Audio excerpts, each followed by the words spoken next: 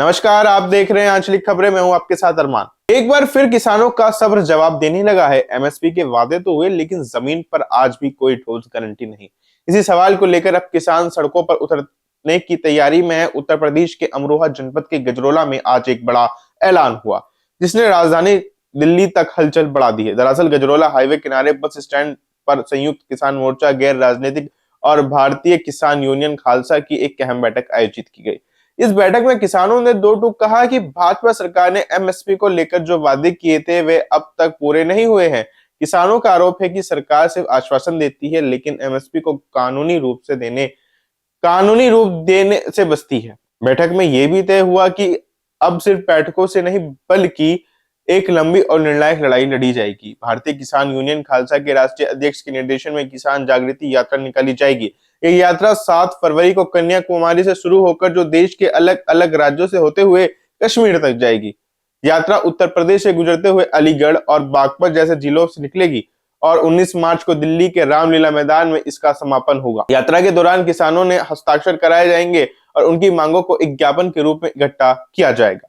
इसके बाद यह ज्ञापन सीधे प्रधानमंत्री नरेंद्र मोदी की सरकार को सौंपा जाएगा, ताकि एमएसपी को लेकर किसानों की मांगे जल्द से जल्द पूरी कराई जा सके। अच्छा, ये जो बैठक का आयोजन किया गया है, क्या है पूरा मामला? सबसे पहले आप लोगों का धन्यवाद, नमस्कार, सत श्री अकाल, आदाब। ये आज बैठक का आयोजन किया है क्योंकि संयुक्त मोर्चे की कॉल पर संयुक्त मोर्चे के हमारे जो हेड हैं वो डल्लेवाल जी हैं, जगजीत सिंह डल्लेवाल, जो खनौरी बॉर्डर पे 132 दिन अनशन पर बैठे रहे थे। जो मांगी थी हमारी एमएसपी की, एमएसपी गारंटी कानून बने, कर्ज मुक्ति हो किसानों की, और जो भूमि अधिग्रहण बिल ला रहे हैं उसके खिलाफ।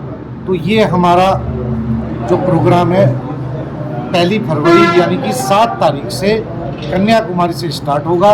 इसका नाम रखा है किसान जागृति यात्रा, और ये कश्मीर तक जाएगा और फिर यूपी होता हुआ, अलीगढ़ होता हुआ और बागपत साइड होता हुआ, फिर ये 19 मार्च को रामलीला मैदान में इसका समापन होगा। और ये फिर उसके बाद मोदी सरकार को ये सौंपा जाएगा, जो हम गांव-गांव साइन कराएंगे लोगों के, और ये मोदी सरकार को हम सौंपेंगे। क्योंकि मोदी सरकार ने ये वादा किया था कि ये 6 महीने में हम स्वामीनाथन रिपोर्ट लागू कर देंगे, और जब मनमोहन सरकार थी उस समय भी मोदी साहब ने इसके लिए सिफारिश की थी कि ये स्वामीनाथन रिपोर्ट लागू की जाए। बाद में ये वादे से मुकर गई है, उसी वादे को याद दिलाएंगे और एमएसपी कानून बनवाएंगे। किसानों का कहना है कि एमएसपी सिर्फ एक कीमत नहीं, बल्कि उनकी मेहनत, फसल और परिवार की सुरक्षा है। अगर एमएसपी लागू नहीं हुई तो छोटे और मझोले किसान पूरी तरह बर्बाद हो जाएंगे।